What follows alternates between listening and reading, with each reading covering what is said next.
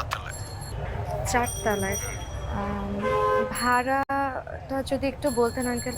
ভাড়া 18,000 টাকা। 18,000।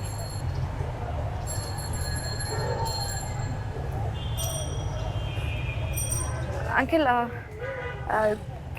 ভাড়াটা কি একটু কনসিডার করা যায়? তাহলে আমি বাসাটা একটু দেখতাম। না না না, সার্ভিস চার্জ আছে তো, সার্ভিস চার্জ সাথে 5,000।